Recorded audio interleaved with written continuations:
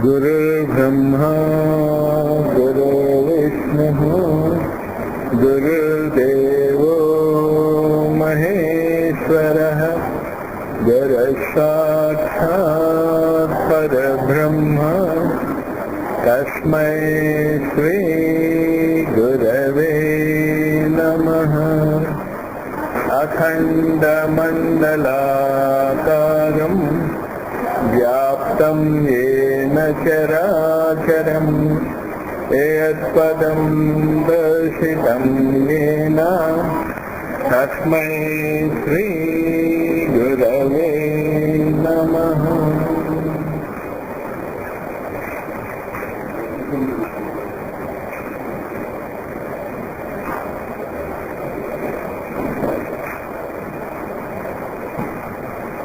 The voice of silence.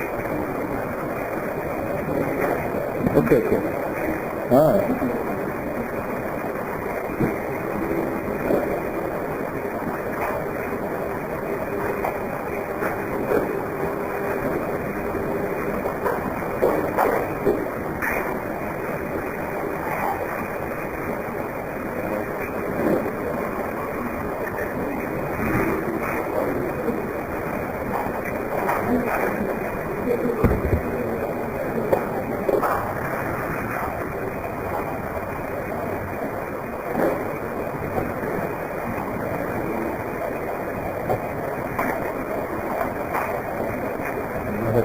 Last 15 seconds ఎక్కువ తింటారు కానీ ఇప్పుడు వాయిస్ డౌన్ అయిపోయినాయి కదా, వినిపిస్తుంది కదా.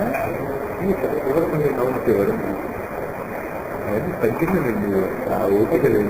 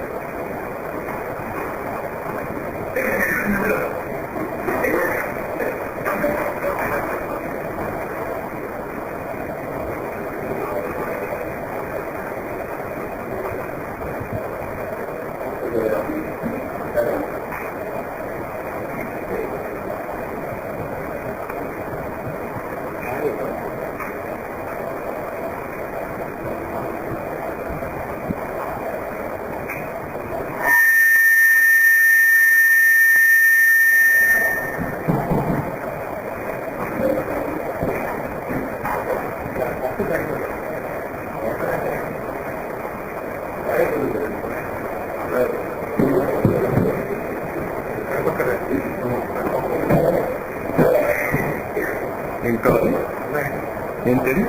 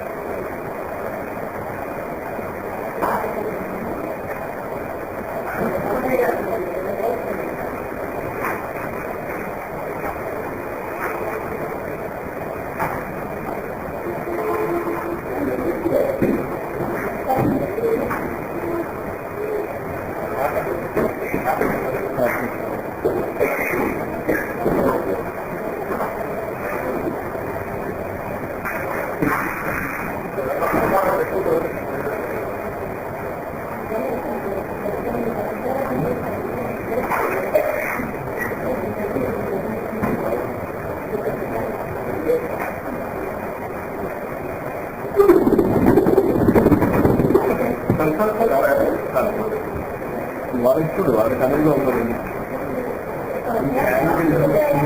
అది అది చాలా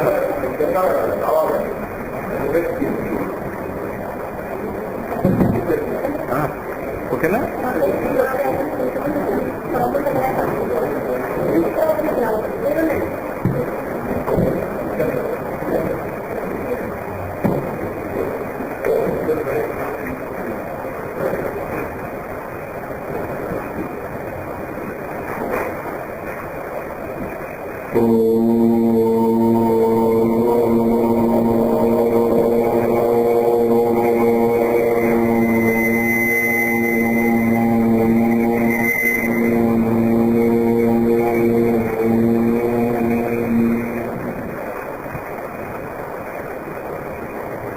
ఈ వాయిస్ ఆఫ్ సైలెన్స్ లో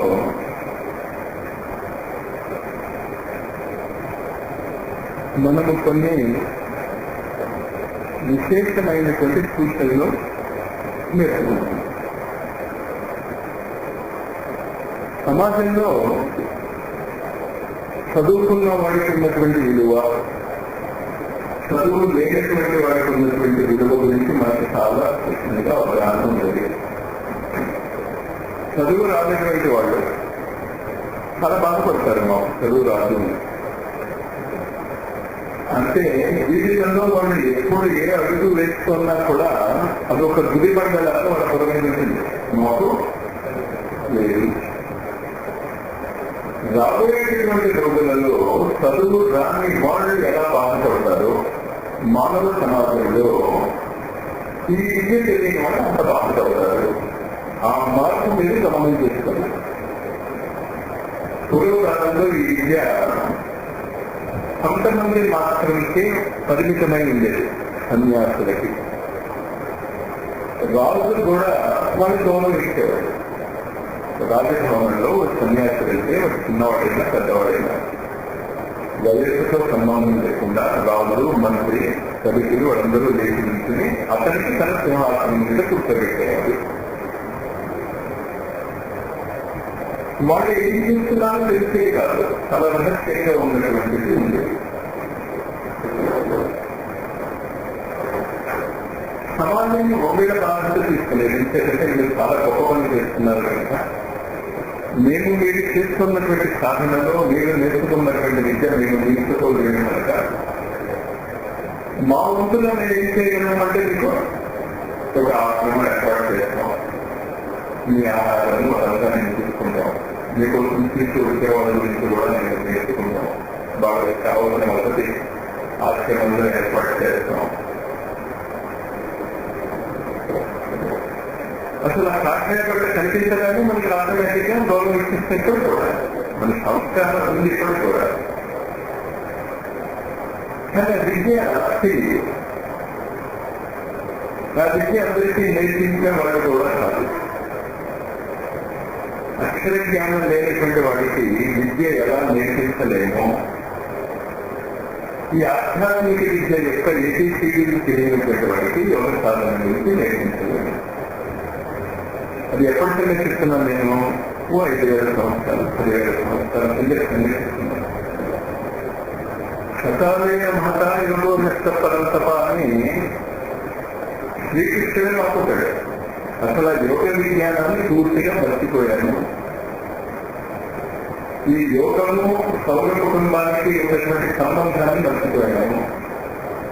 జ్యోతిష్ శాస్త్రం తెలియకపోతే వేదాలు అర్థం కావు అని చాలా మంది పెద్దవాళ్ళు చెప్తారు.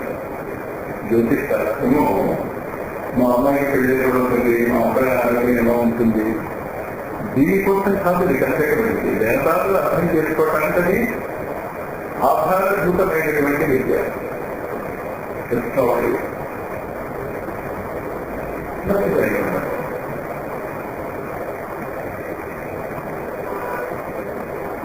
అదేవిధంగా ఈ ఆధ్యాత్మిక జగత్తులో ఉన్నటువంటి అనేక విద్యలు ఈనాడు కొత్త రూపంలో మనకు అందుబాటులోకి వస్తున్నాయి. అది గమనించుకోవాలి. మ్యాడమ్ క్లైమేట్ యొక్క అవతరణ అందుకు జరిగింది. విద్య అభివృద్ధులు నేర్పబడుతున్నాయి, సమాజంలో నేర్పబడుతున్నాయి, మన స్కూల్స్ అండ్ కాలేజెస్ లో నేర్పబడుతున్నాయి. కానీ స్కూల్స్ అండ్ కాలేజెస్ లో నేర్పబడుతూ ఉన్నటువంటి ఇదివరకు చాలా రహస్యంగా ఉన్నటువంటి విద్య బహిర్గతం అయిపోతున్నది అన్నది మనకి సంబంధం లేదు. పూర్వకాలను పురాణాలలో ముఖ్యంగా రామాయణంలో చెప్పబడినటువంటి సౌర విద్య పూర్తిగా మర్చిపోయాను. కానీ ఆ సౌర విద్య ఈనాడు ప్రపంచంలో అస్ట్రానమీగా బయటకు వచ్చింది. టైకో బ్రహే, కెప్లర్ వీళ్ళందరూ కూడా యాక్చువల్ గా గ్రహాల యొక్క గమనాన్ని అర్థం చేసుకోవడానికి చేసిన ప్రయత్నము మాత్రమే. ఇది చాలా స్పష్టంగా మీరు మనసులో ఉంచుకుని రాబోయేటటువంటి సమాజానికి మీరు మార్గదర్శకులుగా కాబోతున్నారు. మీకు ఇష్టం ఉన్నా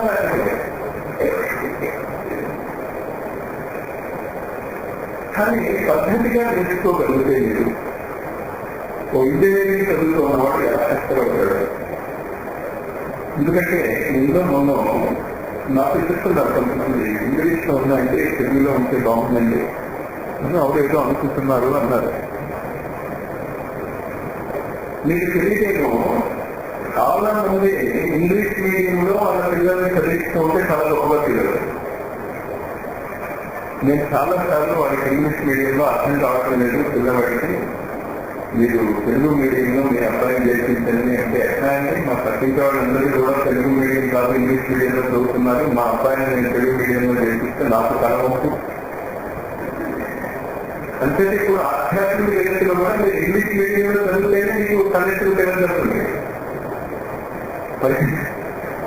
పరిస్థితి అలా ఉంది. ఎదురు పరిస్థితి అలా ఉందంటే ఆధ్యాత్మిక జగత్తులో వాడపడేటటువంటి ఆ సంస్కృత విద్యా విధానాన్ని మనం పూర్తిగా మర్చిపోయాం. ఆ వేద సంస్కృతిని మనం పూర్తిగా మర్చిపోయాం. వేదాలలో చెప్పబడినటువంటి ఆ విద్యను మనం పూర్తిగా మర్చిపోయాం. రమణ మహర్షికి శిష్యుడైనటువంటి నేను చెప్పాను గణపతి కావ్యకంఠ గణపతిని వాళ్ళ అబ్బాయికి కాలక్షేత్రంలో చేయలేదు. ఎక్కడున్నాడు ఆయన? బెంగళూరు దగ్గర ఒక హిల్ స్టేషన్ లో ఉన్నారు. హిల్ స్టేషన్ లో గత వసతులు అప్పుడుండేది కాదు. 1940 ప్రాంతంలో యాక్సిడెంట్ అయ్యి విరిగిపోయింది. ఇలాగ వెళ్ళలేకపోతుంది. అక్కడ ఉన్నటువంటి ఒక ఆరోగ్య యాత్ర కూడా దాన్ని పట్టుకట్టి మీరు కిందకి తీసుకెళ్ళిపోవాలండి, ఇది చాలా సీరియస్ కేసు, ఇమ్మీడియట్ గా దాన్ని మీరు కట్టుకట్టించాలి అది చెప్పారు.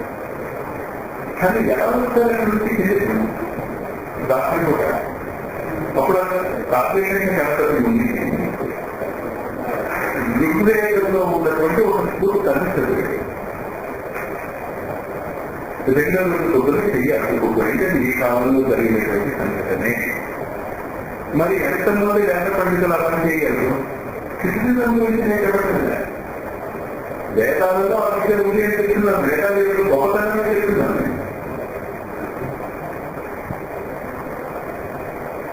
అక్షర ప్రయోగం ద్వారా భారతదేశానికి స్వాతంత్రం తీసుకు వచ్చింది రామమహర్షి అండ్ ఇంకోమంది చాలా మంది రామమహర్షి తీసుకెళ్ళి అందులో చాలా స్పష్టంగా రాసి ఉన్నా కూడా అస్త్ర ప్రయోగాలు కంటి కనిపిస్తావు. రామాయణంలో సీతాదేవి గురించి కదులుతుంది. ఇంద్రుడు కొడుకు కాశీ రూపంలో తెలుసు. అప్పుడు రాముడు చేశాడు, ఒక బ్రహ్మ ఒక పెద్ద కోటను తీసుకొని బ్రహ్మాండంలో పెరిగింది. ఆ దెబ్బకి దెబ్బ ఆ కాకికి మాత్రమే చూపుకోలే, మొత్తం కాకి వంశాన్ని గురువు మొత్తం జరిగింది. అస్త్రాలు అవి మనకి ఎలా నేర్చుకుంటాం? మనం నేర్చుకోవడం లేదండి. మొట్టమొదట మన భారతీయ సంస్కృతి మనకి చెప్పేది ఏంటంటే వీళ్ళ డిసైపుల్ గురువు విధానం పద్ధతులు. మొట్టమొదటి మీరు అర్థం చేసుకోవాల్సింది ఇది. మీ మనసులో అది కూడా ఎక్కిపోతే గురువుకి నువ్వు వెతకాల్సిన పని నువ్వు ఎలాగో గురువుని నువ్వు గురువుని వెతకు. దానికి తగిన పాత్రతే నువ్వు తయారు చేసుకో.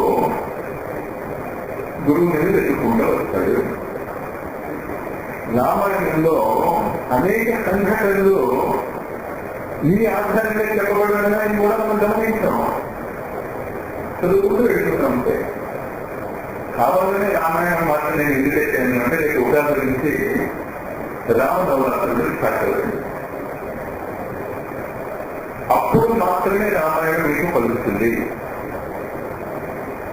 నేను ఎప్పుడు పడితే ఎప్పుడు చదువుతా ఉంది, ఎప్పుడు పడితే ఇప్పుడు టెస్ట్ పరీక్ష రాయింది లేదు, ఎప్పుడు పడితే ఎప్పుడు డిగ్రీ పరీక్షలు రాయింది లేదు. రాయగలరా? మీరు ఎంత గొప్పగా చదివినా మీకు డిగ్రీ ఎప్పుడు వస్తుంది? పరీక్ష ఎప్పుడు మీరు తీసుకోగలుగుతారు? ఆ టైం అప్పుడే. ఆ రోజు మీకు ఏదో చిన్నగా కళ్ళకు వచ్చిందండి, నాకు కాళ్ళకు వచ్చిందండి, లేకపోతే మంచి స్పెషల్ సినిమా ఆ రోజు వచ్చిందండి టీవీలో అని ఎవరైనా పరీక్ష రోజు పరీక్షకు వెళ్లకుండా సినిమా చూస్తూ కూర్చుంటున్నాడా? ఉపయోగించుకోండి. రామనవరాత్రుల నుంచి అసలు స్పిరిచువలిజం స్టార్ట్ అవుతుంది. ఉగాది అంటే ఉంది కదా. ఎందుకని చెప్తున్నాం ఇక్కడ? నేను సాధనలో ముందుకు వెళ్ళలేకపోతున్నాను, చెయ్యాలని ఉంది కానీ చేయలేకపోతున్నాను. దానికి కొన్ని ఫండమెంటల్ అయినటువంటి సూత్రాలు రామాయణంలో చెప్పబడ్డాయి. కర్మలు ఎలా దాటాలి అనేటువంటి ఏంటి రామాయణంలో కర్మ గురించి చెప్పేది మాకందరికీ తెలుసుకున్నది ఏంటి అంటే, భౌతిక జగత్తులో ఈక్వల్ ఆపోజిట్ రియాక్షన్ అనేటువంటి ఏ న్యూటన్ సిద్ధాంతం ఉన్నదో అది అన్ని తలాలలోనూ పనిచేస్తుంది. నాటు కోర్చుకో యాజ్ యూ సో సోషల్ యూని. ఇంతకీ రామాయణంలో చాలా ప్రముఖంగా ఎక్కడ కనిపిస్తుంది అంటే భార్యని కోల్పోయి భార్య ఎక్కడుందో తెలియనటువంటి రాముడు ఇద్దరు అక్కడ మనకి పెద్ద మ్యాన్ పవర్ కూడా లేదు. తను లక్ష్మణుడు ఇద్దరే ఉన్నారు. ఎక్కడ తీసుకుపోయాడు తెలియదు. రాముడు సీతని ఎక్కడ తీసుకెళ్లారో తెలియదు. అప్పుడు హనుమంతుడు కనిపిస్తాడు. మనోజయం మారుత తొలిదేవం బుద్ధిమంతుల్లో శ్రేష్ఠుడైనటువంటి ఆ వ్యక్తి రాముడికి ఒక సలహా ఇస్తాడు. మీకు తెలియని సిద్ధాంతము నాటుకు కూర్చో. నా సుగ్రీవుడి భార్యని వాళ్ళు ఎత్తుకుపోయాడు, నీ భార్యని రామదత్తుడు ఎత్తుకుపోయాడు. నువ్వు సుగ్రీవుడికి అతని భార్యను తీసుకొచ్చి నీకు నీ భార్య ఆటోమేటిక్ గా లభిస్తుంది. కర్మ సిద్ధాంతం ఏమైందంటే భౌతిక జగత్తులో జీవిస్తూ భౌతిక జగత్తులో జరుగుతున్నటువంటి ప్రతి ప్రక్రియ కూడా మనస్సు ద్వారా శాసించబడుతున్నది అనేది మర్చిపోయాను. కర్మని మార్చుకోవాలని అంటే మనస్సు మారాలి. మనస్సు మారితే కర్మ మారిపోతుంది.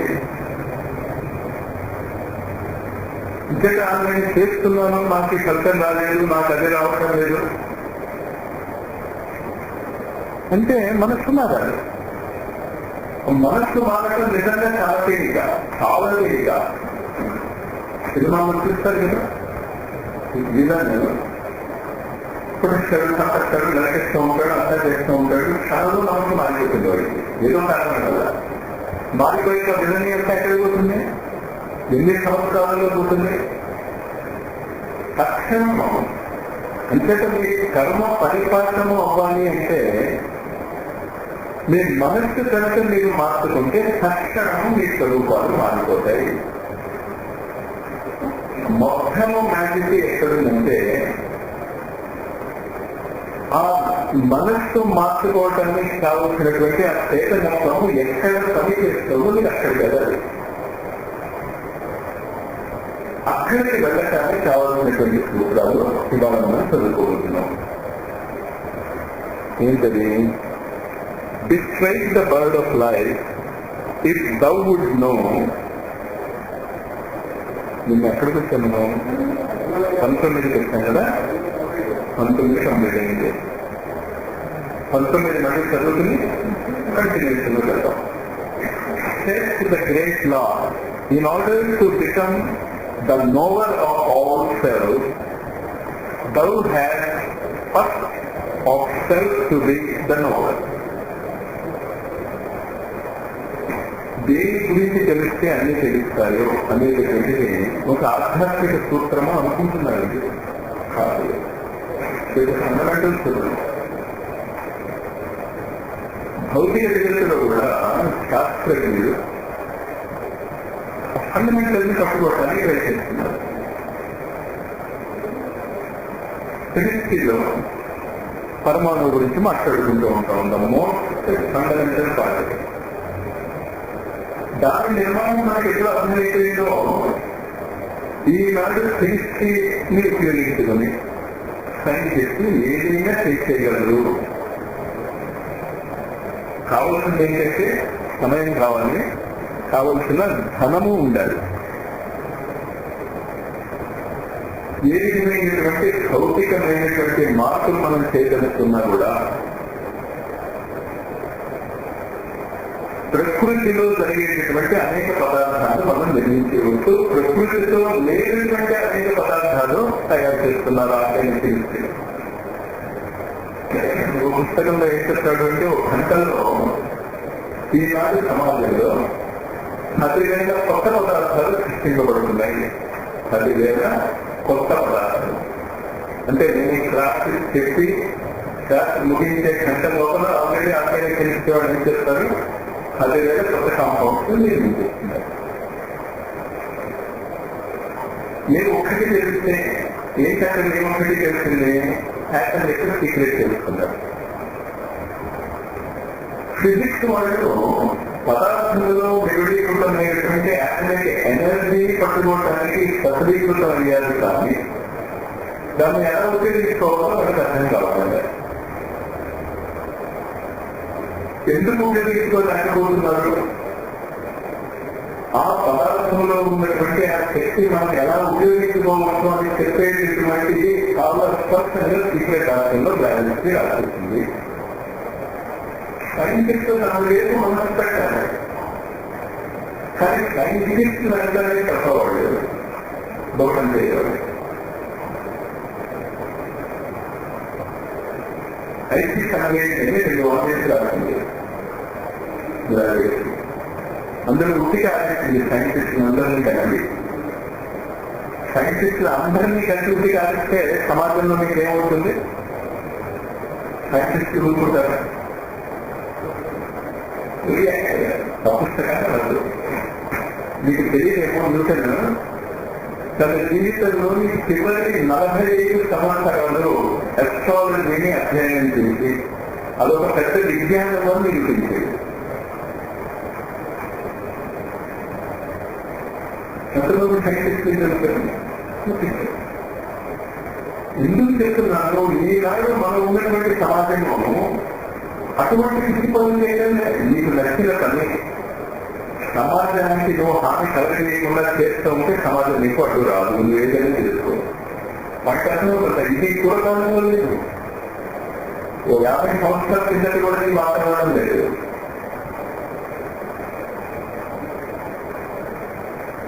అందువల్ల మనం ఇక్కడ చదువుతున్నటువంటి విషయాలను చాలా జాగ్రత్తగా అర్థం చేసుకోండి. హిస్టరీ అని పూర్వకాలంలో విజ్ఞానాన్ని ఒక కాలేజెస్లో స్కూల్ పెట్టేవాడు కాదు.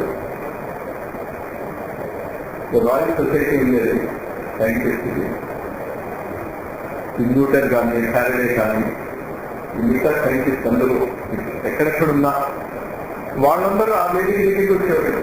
లండన్లో వచ్చే పబ్లిక్ లెక్చర్ ఉండేది, అది సైంటిఫిక్ డిస్కవరీ మీద. ఇంట్రెస్ట్ ఉన్న వాళ్ళు ఫీజు ఆ సైంటిఫిక్ డెమాన్స్ట్రేషన్ చూసి నేర్చుకునేవాళ్ళు. డిగ్రీలు అనేది ఇప్పుడు బిఎస్సీ డిగ్రీలు ఇస్తామంటే మీకు ఇది వస్తున్నాను. ఇంట్రెస్ట్ ఉన్న పబ్లిక్ లో ఎవరైనా రావచ్చు. ఆ సైంటిఫిక్ డెమాన్స్ట్రేషన్ చూసి ఆశ్చర్యపోయేవాళ్ళు. ఇంట్రెస్ట్ ఉన్నవాడు మళ్ళీ ఆ సైంటిస్ట్ దగ్గరికి వెళ్ళి ప్రయోజనాలు తీసుకోవాలి. సాటర్డే అనేటటువంటి వ్యక్తి ఒక కంపెనీ 5వ క్లాస్ కూడా అతను చదవలేదు. ఇప్పుడు ఒక లాబొరేటరీ అది లేకపోతే నేను సైన్స్ రీసెర్చ్ ఎలా చేస్తా ఉంటాను. మా స్టూడెంట్స్ తో చాలా మంది నేను ఇండైరెక్ట్ గా చెప్తూ ఉంటే వాళ్ళకి అర్థమైంది కాదు ఆ పాయింట్.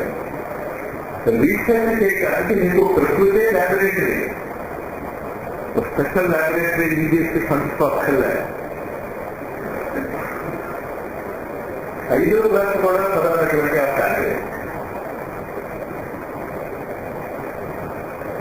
ఫ్యామిలీ ఒక సైంటిస్ట్ యొక్క ఈ పబ్లిక్ డెమాన్స్ట్రేషన్ చేస్తున్నాడు.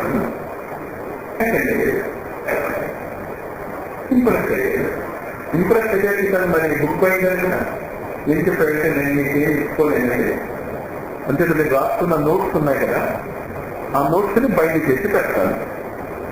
నాకు తెలిసింది అంటే సరే అది 3 వాల్యూమ్స్ ఎంతో ఉంటే ఆ కాపీ ఆయన చేసిన రీసెర్చ్ ప్రాక్టికల్స్ అంతా కూడా అది బయట చేస్తూ ఉంటే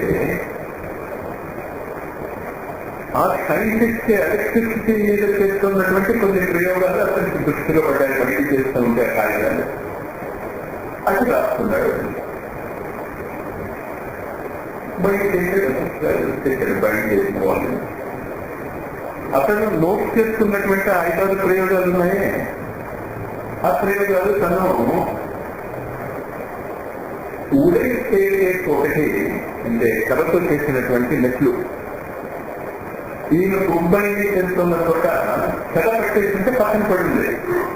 అది నీళ్ళగా ఏర్పడుతుంది, అక్కడికి వేసాడు ఆయన ఇస్తుంది. ఈనాడు మొత్తం ఎలక్ట్రిసిటీకి బేసిక్స్ ఏంటంటే ఆయన కనిపించినటువంటి ఆ నియమాలే. సాటర్డే లాస్ ఆఫ్ ఎలక్ట్రిసిటీ అంటే ఏంటంటే ఈ థియోసఫీలో 3 అద్భుతమైనటువంటి పుస్తకాలు ఉన్నాయి. మాకే ఎంత వచ్చు అన్నది ఆధ్యాత్మిక జగత్తులో నేను చూస్తా. మిగతా చోట్ల మాకంటే ఎక్కువ తెలిసిన వాడు ఏదైనా చెప్తే నోరు మూసుకుని వింటారు. అంటే మాట్లాడే ఎవరు ఎంబీబీఎస్ డాక్టరు ఎంబీ డాక్టరు ఉన్నాడు అనుకోండి, ఎంబీబీఎస్ డాక్టర్ ఇచ్చిన ప్రిస్క్రిప్షన్ ఎంబీ డాక్టర్ కాదు అన్నాడు అనుకోండి, ఎవ్వరు మాట్లాడతారు. ఎందుకు? ఎంబీబీఎస్ కంటే ఎక్కువ. నువ్వు డాక్టర్తో వాదించావు, స్పిరిచువలిజంలో వాదిస్తావు. మీరు ఎలా చేయాలన్నంత ఎందుకు చేయాలండి, ఇలా ఎందుకు చేయకూడదండి. మీ పెద్ద చేసినట్టే మనకేం రాదు, ఆత్మహత్య లేదు రాదు అన్నదానికి ఫస్ట్ ప్రూఫ్ ఏంటి అంటే నువ్వు ఆనందంగా లేవు.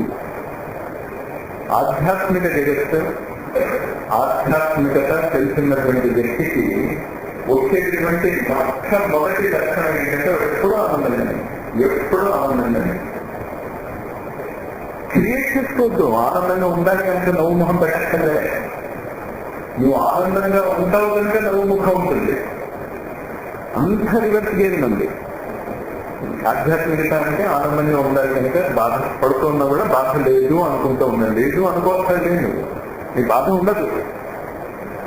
గవర్నమెంట్కి ఆలోచన జరుగుతున్నప్పుడు, గోఖలేకి ఆలోచన జరుగుతున్నప్పుడు, వీళ్ళందరికీ ఆపరేషన్ జరుగుతున్నప్పుడు మొత్తం విమర్శలు లేదన్నారు. ఈ విషయం నేను సాక్షిగా మా స్నేహితులు వాళ్ళతో మాట్లాడుతుంటే మా స్నేహితుడు వాడి నాన్న విన్నాడు ఈ మాటలు. సెకండ్ తర్వాత 2 రోజుల్లో ఇప్పుడు ఆయన కాకి యాక్సిడెంట్ అయ్యి చర్మం వెళ్ళి కుక్కర్ వేయాల్సి వచ్చింది. మొత్తం మంది ఇస్తాను అంటే వద్దానండి. అది కుట్టాడు భరించాడు. ఇక్కడ 8-9 కుట్టబడ్డాయి. దాని ఇంటికి వచ్చాక నాన్న చెప్పాడు, రామకృష్ణ మీరు చెప్పింది కరెక్టే, కానీ నేను నవ్వు ముఖం పెట్టలేకపోయిందయ్యా. నవ్వు ముఖం పెట్టక్కర్లే. నీకు నిజంగా నేను ఆత్మని అనేటటువంటి జ్ఞానం వచ్చేస్తే, అనుభూతి వచ్చేస్తే అసలు ఉండేది నవ్వు ముఖం ఇప్పుడు దానికి ప్రాక్టీస్ కావాలి, అది ప్రాక్టీస్ చేసుకున్నారు. ప్రాక్టీస్ ఇది మనం చెప్పుకుంటున్నాం. దీనికి థియోసాఫికల్ లిటరేచర్లో 3 అద్భుతమైనటువంటి పుస్తకాలు ఉన్నాయి. ఒకటి సీతా ద మాస్టర్, గురు చరణ సన్నిధిలో. రెండవది ద వాయిస్ ఆఫ్ సైలెన్స్, మన ఇప్పుడు చదువుతుంది. మూడవది the light of the path. ఈ పుస్తకాలను వాటి ఖరీదు అది మీరు కూడా నేను తెచ్చుకోవాలి. ఆ పుస్తకాలను ఏది ఉండాలి. ఉన్నాక నేను ఈ క్లాసులు చెప్తున్నప్పుడు నేను ఆ పుస్తకాలు తెలుసుకుని రావాలి. అది వాంట్ క్లాస్ రూమ్ సబ్జెక్ట్ నేర్చుకోగలుగుతున్నటువంటి వాళ్ళు.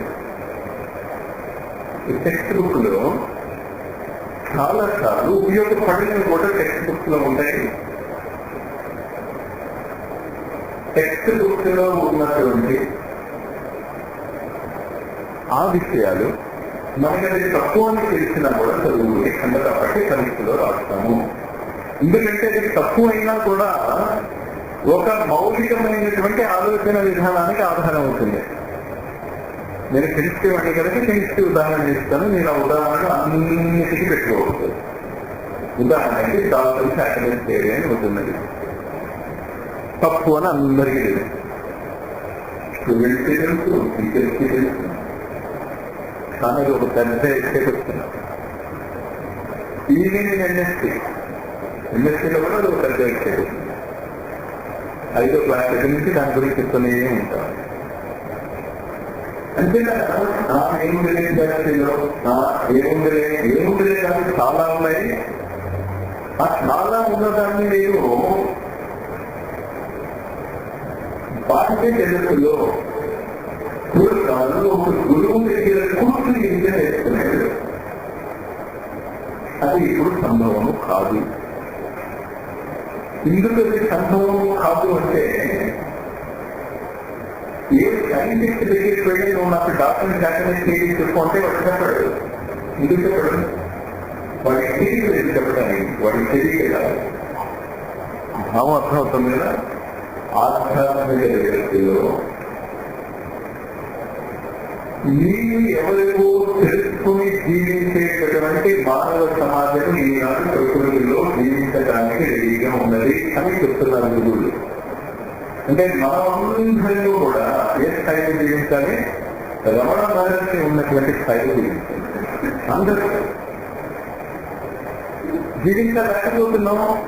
దానికి మొదటి కారణం ఏంటి అంటే అది వాళ్ళు జీవించవచ్చు అనేటటువంటిదే మీకు విశ్వాసం లేదు.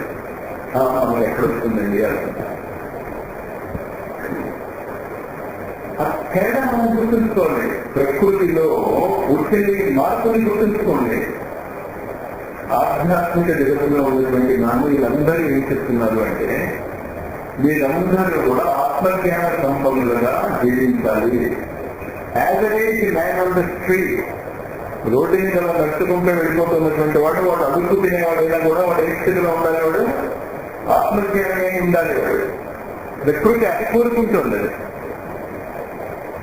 కానీ నేటి మానవ సమాజము, నేడు ఉన్నటువంటి సమాజము దానికి తగినటువంటి పరిస్థితులను కల్పించటం లేదు. సమాజము కల్పించదు కూడా. మనకి ఇంటరెస్ట్ ఉంటే మనం ఆ పరిస్థితులను కల్పించుకుంటే దాని యొక్క ఫలితాలను చూసిన తర్వాత సమాజం దాన్ని తన స్కూల్స్ అండ్ కాలేజెస్ లో పెడుతుంది. ఇందాక నేను చాలా ఎగ్జాంపుల్ చెప్తూ ముందు సైన్స్ పబ్లిక్ రీసెర్చ్ చెప్పబడి స్కూల్స్ అండ్ కాలేజెస్ లో సైన్స్ లేదు. మరి ఇప్పుడు స్కూల్స్ అండ్ కాలేజెస్ లో సైన్స్ చెప్పబడుతుంది. కానీ హయ్యర్ సైన్స్ ఉండే విద్యాశాస్త్ర అని ఒక న్యూక్లియర్ ఫిజిక్స్ అవసరం రాశాడు. సావు అంటే ఆత్మజ్ఞానం అని అర్థం చైనీస్ భాషలో. సావు ఆఫ్ ఫిజిక్స్ అంటే ఫిజిక్స్ ద్వారా ఆత్మజ్ఞానం పొందటమేనా అని రాశాడు ఆయన. దాని తర్వాత ఆయన 4 అద్భుతమైనటువంటి గ్రంథాలు రాశాడు. అందులో చివరికి ఏంటి అంటే the best of life. Web అంటే కాలిగూడు లాంటివి. జీవించటం అనేది మన వాళ్ళు ఆ కాలిగూడుతోనే కోరుతారు. దాన్ని సైంటిఫిక్ చూపించారు. కానీ సైన్స్ లో చెప్పడం లేదు కదా. ఫిజిక్స్ లో వాటిలో ఫిజిక్స్ అయితే ఆత్మజ్ఞానం ఎక్కువగా 40 రోజుల్లో వస్తుంది, ఇప్పుడు రాదు. కానీ రాసింది సైన్స్. ఎందుకు ఇదంతా చెప్తున్నాను, మనము కనుక ఈ క్లాసుల్ని ఆ స్థాయి శక్తులుగా మారాలి అని కనుక మనము ప్రయత్నం చేస్తే ఖచ్చితంగా మాట్లాడలేదు. ఆ స్థాయి వస్తుంది. కానీ ఆ స్థాయి రావడానికి కావాల్సినటువంటి విషయం ఏంటి అంటే ఆధారభూతమైనటువంటి కొన్ని ఫండమెంటల్స్ మనకు తెలియాలి. నిన్న నేను చెప్పాను, నిన్న మమ్మల్ని చెప్పాను. ఏంటి ఆధారభూతమైనటువంటి మనము 3 స్థాయిలు తీరుస్తూ ఉంటాం. స్థూలజగత్తులో శారీరకమైనటువంటి సుఖదుఖాలకి లోనే జీవిస్తూ ఉంటాం. బాగా వేడిగా ఉందనుకోండి ఆస్తపడబెట్టుతూ ఉంటాం, బాగా చల్లగా ఉందనుకోండి మూడిపోతూ ఉంటాం. అంటే మన యొక్క జీవించే విధానము శరీరము సుఖంగా ఉందా లేదా అనేటటువంటి దాని మీద ఆధారపడి జీవిస్తూ ఉంటాము. శరీరానికి సుఖంగా ఉంటే లేదు, శరీరానికి సుఖంగా లేకపోతే ఆసక్తి. అది ఒక కాలం. ఈ కాస్త పైకి వెళ్తే కోరికలు వస్తాయి. అప్పుడు శరీరానికి కష్టం అనిపించినా కూడా మన కోరిక తీసుకోవడానికి శరీరాన్ని కష్టపెట్టినా మనం అవసరం. అంటే అక్కడ పని చేయడానికి ఆధారం ఏమైంది? శరీరం కాదు, కోరిక. ఈ గర్భగా పెద్దగా అడిగితే ఉంటే మీరు చాలా సార్లు తీసుకుంటారు. కలపడీలో తీసుకుంటే మాట్లాడుతూ అంత ఉంటారు, కనిపించారు. అంటే శరీరానికి సుఖంగా లేదు, వాడి మొహమే చేసుకోండి కానీ సుఖంగా లేదండి. కానీ ఎందుకు తింటున్నాడు అంటే తినాలనే కోరిక ఉన్నది. అది అన్నింటికీ వర్తించుకోండి. చదువు కానీ కానీ సినిమా చూడాలనుకోవాలని తీసుకోవాలి. అంటే అక్కడ శరీరం ఏమవుతుందో అన్నది ఇంపార్టెంట్ కాదు. మనకు చాలా బాగా గుర్తుంది, డాక్టర్ చక్రవర్తి సినిమా రిలీజ్ అయింది గుంటూరులో 1964 అనుకుంటాను. అప్పుడు నేను గుంటూరులో ఉన్నాను. కాల్చి నుంచి గంగారామ తర్వాత మా రఘునాథ్ చూసాను. ఎనిమిది నాకు ఎప్పుడు ముహూర్తం పెట్టారు సినిమా. అప్పుడు టికెట్ కోసం ప్రయత్నిస్తాను. మళ్ళీ తర్వాత షోకి ప్రయత్నిస్తాను. మళ్ళీ తర్వాత షోకి ప్రయత్నిస్తాను. ఉదయం సినిమా పెడితే అనిపిస్తుంది. సాయంత్రం షోకి టికెట్ దొరుకుతుంది. అంత తిండి లేదు, ఏమీ లేదు. నాకు లోపల బట్టలు గుర్తు ఏదో వేసుకున్నా, తిరిగిపోయింది. ఇందుకంటే టికెట్ కోసం ట్రై చేస్తున్నాను. టికెట్ లేదు. సరే సినిమా చూసాక 9:30 సరిగ్గా తిరిగిపోయిన గుర్తు వాడిపోయిన బొమ్మ. కానీ ఫస్ట్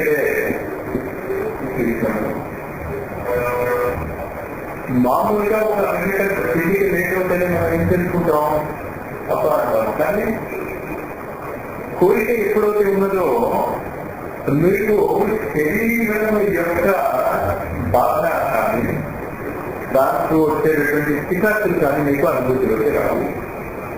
ఇంకొక వాటికి ముందుకు వెళ్తే ఆలోచన స్థాయి ఇంకా మానవ జాతి రాలేదు అని చెప్తుంది. కోరికుంటే తప్ప మనం చేయాలి. ఆలోచన ఉంటే ఆలోచన వింటూ ఉంటుంది, పోతూ ఉంటుంది, వస్తూ ఉంటుంది, పోతూ ఉంటుంది.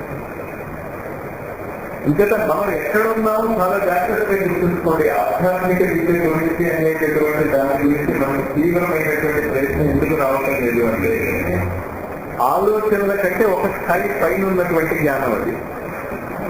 మనకి ఆలోచనతోనే ఆలోచిస్తూ ఉంటాం. అంటే చేద్దామా ఉంటా చేద్దామా ఉంటా అని ఆలోచిస్తూ ఉంటాం. అది కోరికగా మారితే తప్ప నువ్వు దాని మీద కార్యాన్ముఖులము వర్క్ మనం వర్క్ ఎప్పుడు చెప్తాం చాలా జాగ్రత్తగా అనలైజ్ చేసుకోండి. ఆలోచన ఆలోచిస్తుంటానంటే చేస్తే బాగుంది, అనిపిస్తే బాగుంది. చాలా మంది నన్ను అడుగుతూ ఉంటారు, మాస్టర్ మేము ఎందుకు కట్టుకుందాం అనుకుంటున్నాం, ఎందుకు కట్టుకోలేకపోతున్నాం, ఏదో ఇంకోటి చేయాలనుకుంటున్నాం, మీరు చేయాలనుకుంటున్నాం. ఎందుకు మీరు చేయలేకపోతున్నానంటే అది ఆలోచన స్థాయిలో నుండి తప్ప అది కోరికగా మారలేదు. కోరికగా మారితే అసలు మీరు వెన్ను ఎవరు చెప్పినా చాలా మంది నాకు చెప్పకుండా సినిమా వెళ్ళిపోతూ ఉంటారు. ఎందుకు వెళ్ళిపోతూ ఉంటారంటే మాస్టర్తో చెప్తే ఏమంటారు, మాస్టర్ సినిమాకి వెళ్ళాలంటారు, నేను వెళ్ళాలి అంతే. ఏం చేయాలి, చెప్పకపోతే కూడా పాయింట్ అర్థమవుతుందా? అంతేలా మిమ్మల్ని మీరు ఈ ఆధ్యాత్మిక జగత్తులో మనం ముందుకు వెళ్ళలేకపోతున్నాం అంటే కారణం ఏంటి అంటే ఆధ్యాత్మికత గురించి మీకు ఒక లూక్వార్మ్ యాటిట్యూడ్ ఉంది. దాని మీద ఒక విశేషమైనటువంటి కోరిక లేదు. కానీ ప్రపంచం అంతా కూడా ఎందువల్ల వచ్చింది అంటే భగవంతుడి యొక్క కోరిక వల్ల వచ్చింది అని చెప్తుంది శాస్త్రం. మీ కోరిక వల్ల ఈ ప్రపంచం రాలే. మీ కోరిక వల్ల ఈ ప్రపంచం వచ్చింటే మీకు నచ్చినట్టు లేదు. నీకేది నచ్చుతుందో నీకే తెలియదు. ఇవాళ నచ్చిందే రేపు నచ్చదు. అంటే చాలా ప్రమాదకరమైనటువంటి పరిస్థితుల్లో పడతా ఉన్నాం. నా కోరికకి అనుగుణంగా ప్రపంచాన్ని మార్చదలుచుకుంటే అదృష్టవశాత్తు మనం మార్చలేము. ఈ 3 పాయింట్స్ గుర్తుంచుకోండి. స్థూల శరీరము, భౌతిక కామమయ శరీరము, కోరికలు, మనోమయ శరీరము, ఆలోచన. ఈ 3 క్షేత్రాలలో మనం జీవిస్తూ ఉంటాం. ఎక్కువగా మనము జీవించేటటువంటిది శరీరం మీద రెస్పాన్స్ బట్టి జీవిస్తున్నాం తప్ప అసలు కోరికలు కూడా తీవ్ర స్థాయిలో లేవు. కోరికలు కూడా తీవ్ర స్థాయిలో లేవు. ఎప్పుడైతే కోరిక తీవ్ర స్థాయిలోకి వెళ్తుందో ఆధ్యాత్మిక నియమం ఏం చెప్తుందంటే మీకు ఖచ్చితంగా రిజల్ట్ వచ్చేస్తుంది. నువ్వు కనుక ఒక తీవ్రమైనటువంటి కోరికను మనసులో పెట్టుకుంది, ఆ తీవ్రమైనటువంటి కోరికగాను ఉండగలిగితే అది జరిగిపోతుంది. ఈ సిద్ధుల యొక్క రహస్యం అంతా ఇదే. మీకు కోరిక తీవ్రంగా ఉండాలంటే ఇంకా మిగతా మీరు చేయక్కలే. కానీ మీ కోరిక తీవ్రంగా ఉంటే వచ్చేటువంటి సిద్ధులు చాలా డేంజరస్ అని మనం మొదటి దాంట్లో చదువుతున్నాం. మొదటి సూత్రం తీసుకోండి. Voice of first these instructions are for those ignoring the dangers of the lower instincts. అంటే మనకి ఆధ్యాత్మిక వేదంలో మీరు వ్యాఖ్య మొదలైన చేసినా యజ్ఞాన్ని చేసినా ఏమి చేసినా ఆలోచనల కంటే 5 స్థాయి నుంచి మనం చెయ్యం. ఏ స్థాయి నుంచి చేస్తాం? డిజైర్, కోరికలతో చేస్తాం. మరి మేము కోరికలతో చేసిన ఈ అనుష్ఠానాలవి మాకు రాలేదే. అసలు కోరిక కూడా తీవ్రంగా లేదన్నా.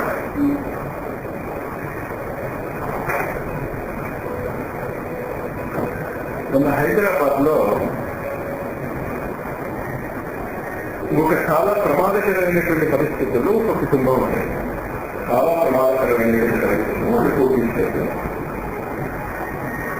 మాస్టర్ ఇది ప్రమాదకరమైనది, మీ దగ్గరికి వస్తే అది సరైపోతుందన్నారు. ఒక మంచి యజ్ఞ విధానం అని ఒక యజ్ఞ విధానం ఉంది. యజ్ఞ ప్రజాస్తిత్వ పురోవాస ప్రజావధి అనేక ప్రతిష్టం ఎంతో ఇష్ట కామలు కోరికలు తీసుకోవాలంటే యజ్ఞం చేయాలి. అంతేత 12 రోజుల పాటు ఓ విశేషమైనటువంటి యజ్ఞ ప్రక్రియ మీరు చేస్తారని మీరు చూసుకోండి. జరుగుతుంది ఈ క్రమం కాదు. జరిగే తప్ప అది విధి విధానాలు ఆల్ సైంటిఫిక్ గా భారతదేశం యొక్క ఈ ఆధ్యాత్మిక రంగంలో ఉన్నాయి. ఆ ఆధ్యాత్మిక రంగంలో చెప్పబడినటువంటి ఆ విజ్ఞానాన్ని మనం ఉపయోగించుకోవడం లేదు.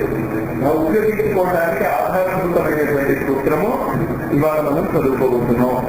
అంటే ఇప్పుడు మనం చదివేటటువంటి సూత్రాన్ని మీరు ఆ విధంగా ఆలోచించి అర్థం చేసుకోండి. మీకు తెలుసుకోవాలంటే ఇంత ఇందాక మీకు చెప్తారు గ్యారెంటీ మీరు మాకు తెలుసండి. మరి తెలిస్తే ఆచరించకుండా తెలిస్తే చాలా మంది స్టూడెంట్స్ నా దగ్గర వచ్చి నాకు చదవాలి ముందే మాస్టర్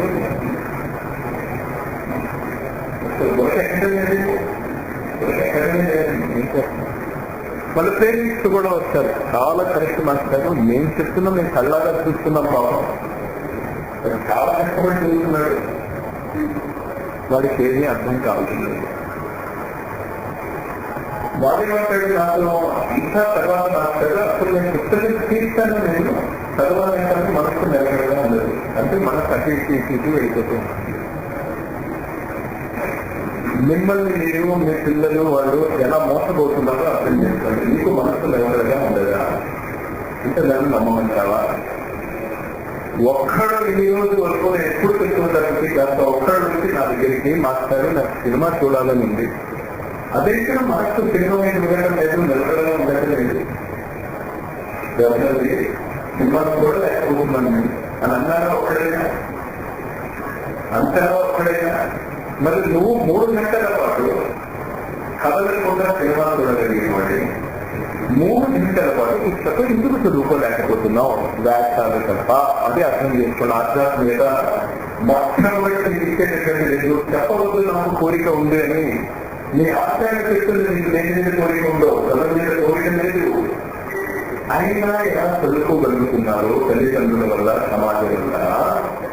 ఆధ్యాత్మికత ఏం చెప్తుంది అంటే ఆత్మజ్ఞానాన్ని కూడా ఆ విధంగా బలవంతంగా నేర్చుకోవచ్చు. అది మార్పు వచ్చింది. చాలా అర్థంగా ఇదివరకు ఏంటి, ఆత్మజ్ఞానం అది అంతా వదిలేసుకుని ఎక్కడో నేను సన్యాసులు అయిపోతాం, మా పెద్ద కత్తికి ఏం అక్కర్లేదు అనేది వాళ్ళకి మాత్రమే వస్తుంది అని లేదు. కానీ ఇప్పుడున్నటువంటి గురువులు, ఆధ్యాత్మిక గురువులు ఏం చెప్తున్నారంటే ఆత్మజ్ఞానం కోసం నువ్వు ఏమీ వదులుకోక్కర్లేదు, నువ్వు ఎక్కడ ఉన్నావో అక్కడే వర్తిస్తుంది నీకు. కానీ అయితే బలవంతంగా దాన్ని నేర్చుకోవాలి. బలవంతంగా ఇష్టపడవలు చదవటం లేదు కదా, కానీ చదువుతున్నాను, డిగ్రీలు వస్తున్నాయి. నాకు తెలిసి ఎవరు బాగా చదువుకోవాలి, నాకు చదువు మీద జ్ఞానం కావాలి, నేను చదువుకునే డాక్టర్ని రోగ నివారణ చేసేటటువంటి జ్ఞానం సంపాదించాలి అని ఎవరు డాక్టర్ అవ్వడం ఎందుకు అవుతున్నాడు అంటే డబ్బులు వస్తున్నాయి. చదవాలని మాత్రం లేదు, వాడికి కూడా చాలా బలవంతంగా చదువుతాడు, కానీ అవుతున్నాడు కదా. అలాగే నువ్వు ఈ ఆత్మజ్ఞానిని కూడా ఖచ్చితంగా ఈ నియమాలను పాటిస్తే అవుతారు. అందువల్ల ఈ 3 పుస్తకాల మీద 3 పుస్తకాలు ఇందాక నేను వెళ్ళిపించాను. ఎగ్జిక్యూటివ్ రాష్ట్రం మీద యాంటీడెప్టీగారు, వాయిస్ ఆఫ్ సైలెన్స్ మీద యాంటీడెప్టీగారు, లైట్ అనేది వాటి మీద యాంటీడెప్టీగారు పుస్తకాలు ఉన్నాయి. తీసుకోండి, ఉంచుకోండి. వాటిని ఉంచుకున్నాక నేను ఏం చేస్తాను, పుస్తకం అంటూ ఉంటే తర్వాత నేను చెప్పబోయేటటువంటి క్లాసెస్ ఇలా చెప్పను. మీకు టెక్స్ట్ బుక్ ఉందా లేదా? మీ పిల్లవాడి స్కూల్కి పంపిస్తున్నప్పుడు ఏం చేస్తారు? మీరు భుజాన్ని 7 కేజీలు బరువు పెట్టి పంపిస్తారు, అనుకుంటారు. అలాగే నేను నా క్లాస్కి రావాలంటే కొంత పుస్తకాలన్నీ ఉన్నాయా అడుగుతానండి. పుస్తకాలన్నీ నోట్స్ రావాలంటే ఒక క్లాసెస్ నేను ఏం ఇస్తాను అంటే దాని మీద మీరే రాస్తున్నటువంటి పుస్తకం మీద దాని యొక్క ఫోటోస్టాట్ కాపీగా మీరు తీసుకోండి, భావం అర్థం చేసుకోండి. స్వాధ్యాయం లేకుండా లెక్కలు లేనంత మాత్రాన ఆత్మజ్ఞానం రాదు. పుస్తకాలన్నీ ఉండవలసినదే.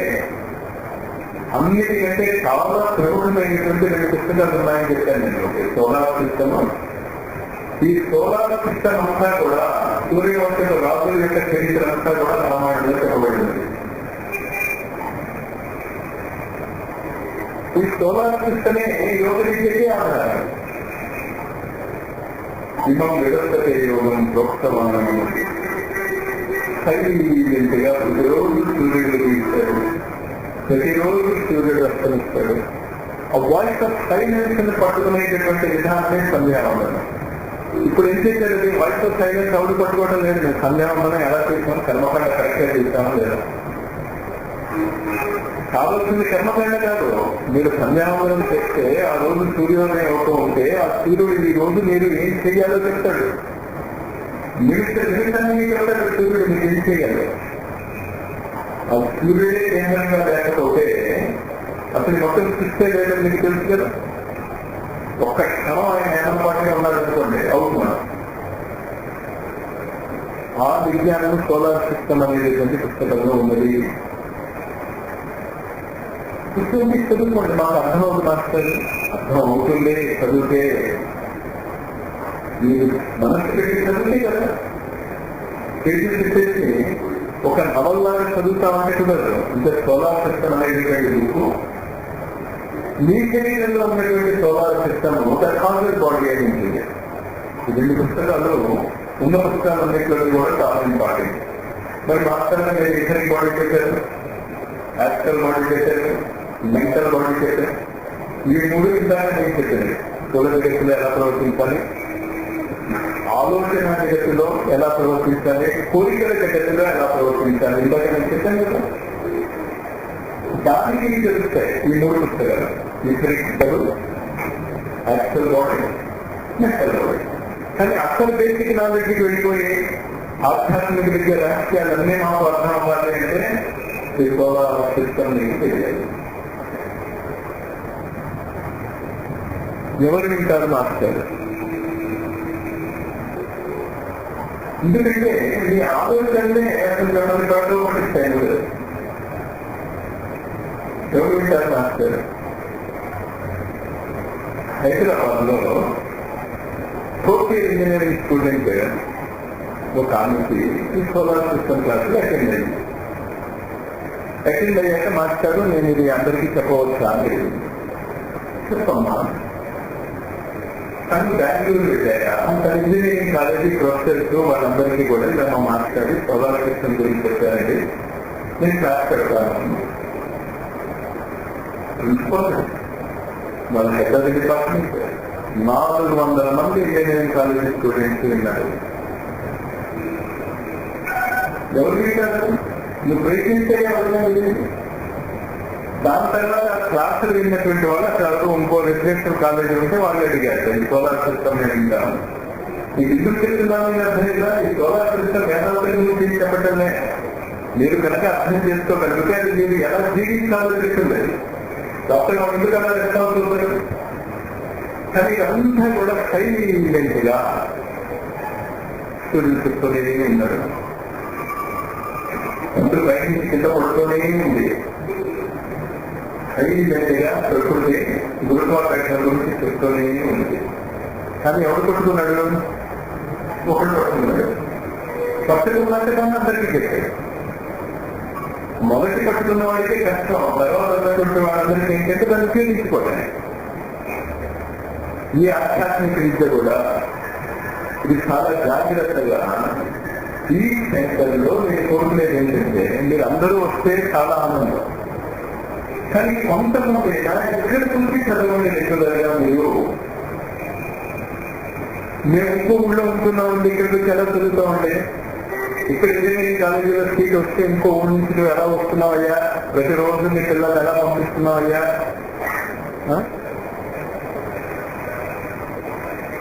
మాకు అనుభవం లేదా?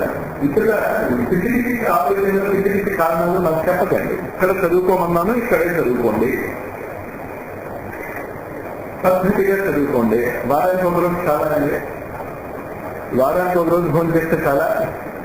ఒక్కవేళ నాకు ఉపవాసం ఉంటామని చెప్పి రోజు తినేదానికంటే ఎక్కువ పలహారం తింటారు. కొంచెం వాయిస్ ఆఫ్ సైలెన్స్ గురించి నేను చెప్తున్నానండి మీకు. మాట్లాడింటే అసలు వాయిస్ ఆఫ్ సైలెన్స్ చెప్పకుండా నేను వాయిస్ ఆఫ్ సైలెన్స్ ఏం చెప్పేది మీకు? మీకు ఇంట్రెస్ట్ ఉంటే కానీ ఏం చెప్పేది? ఇంట్రెస్ట్ ఉన్నది దేని మీద ఆధారపడి ఉంటుంది? The proof. ఇక్కడ క్లాస్ రూమ్ జరగాలి. మీరు చెప్పాను కదా, నోట్ చేసుకోండి. దానిపైన మళ్ళీ డిస్కస్ చేసుకోండి. మీకు వచ్చేసింది అనుకోకండి. ఇంకేంటంటే ఈ పుస్తకం మీకే డీటెయిల్గా రాసింది. Chosen fragments from the book of the Golden Scripture for the daily use of the long. రోజు ఉపయోగించుకోవాలి మీరు. అసలు ఇప్పుడు మీరు ఆ పుస్తకమే మీ దగ్గర మీరు ఇంకా నోటేట్ చేసుకుంటారు, దాని మీద ఏం రాసుకుంటారు మీరు. కానీ బుర్రలోకి ఎక్కితే బై ఛాన్స్ ప్రమాదం వచ్చాక ఇటు నుంచి వెళ్తూనేనా ఒకసారి తిరిగి చూస్తారేమో.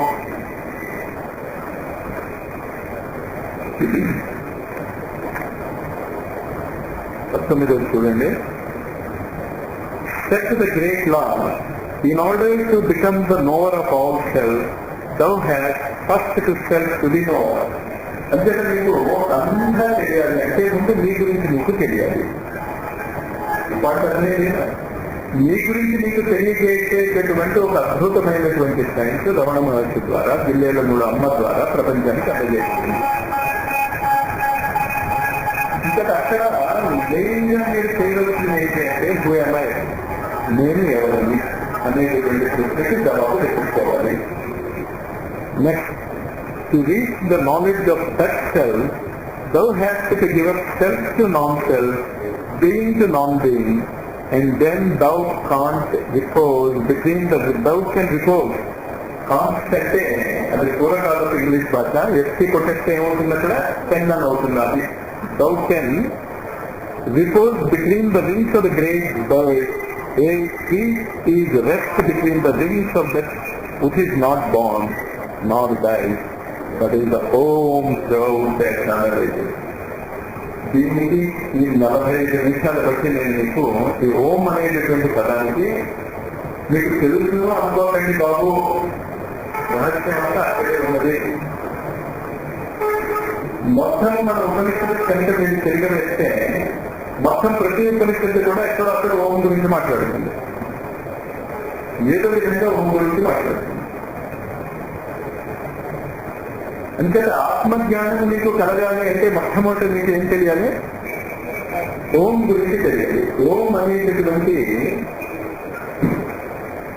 హంస గురించి తెలియాలి, ద గ్రేట్ బర్డ్.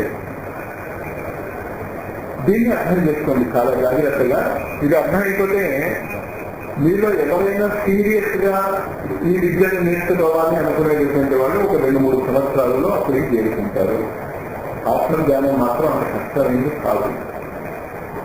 ఆత్మజ్ఞానం యొక్క ఉపయోగం నేర్చుకోవడం కష్టం. ఇంకా ఇక్కడ ఏం చెప్తున్నారో చాలా జాగ్రత్తగా అర్థం చేసుకోండి. ఓమేగాక్షరం బ్రహ్మాజాతరం ఎప్పుడయాపి జనందేను తయాపి పరమాంగతి శ్లోకం లేదు. కానీ వాళ్ళు ఏం చెప్తున్నాడు? ఓం అని ఒక ఈ అక్షరాన్ని కనుక ఉపయోగించుకోగలిగితే జపిస్తే కదా ఉపయోగించుకోగలిగితే ఏమవుతుంది? పరమానందతి అత్యద్భుతమైనటువంటి స్థితికి వెళ్ళిపోతారు. ఎలా వెళ్తారు అన్నది కింద దాకా చెప్తున్నారు. నెక్స్ట్ శ్లోకం చూడండి. Destroyed the bird of life if thou would know, give up the life if thou would live. ఇది ఎందుకు చెప్తున్నాడు? ఇందాక నేను చెప్పిందే, మీరు కనుక ఈ ఆత్మజ్ఞానాన్ని ఓం అనేటటువంటి అక్షరం ద్వారా వెళ్ళగలిగితే మొట్టమొదటి ఏం చేయాలంటే మీ జీవితాన్ని దానికి సమర్పించేయండి. ఎలా? ఇంజనీరింగ్ లో నిష్ణాతుడు అవ్వాలంటే తన జీవితాన్ని దేనికి సమర్పించాలి? ఆ విద్యకి సమర్పించాలి. కానీ ఆ విద్యకి సమర్పించాలంటే 24 గంటలు ఆ విద్యకి మీకు ఎక్కడే. మీ జీవితంలో చాలా ప్రముఖమైనటువంటి కాలము దాని గురించి వినియోగించాలి. చదువుకునేటువంటి స్టూడెంట్ ఫోన్ చేస్తూ ఉంటాడు, సినిమాలకు వెళ్తూ ఉంటాడు, మ్యాచ్లు ఆడొచ్చు, టెస్ట్ మ్యాచ్లు చూడొచ్చు. కానీ వాడికి మెయిన్ ఏంటి? చదువుకోవడం.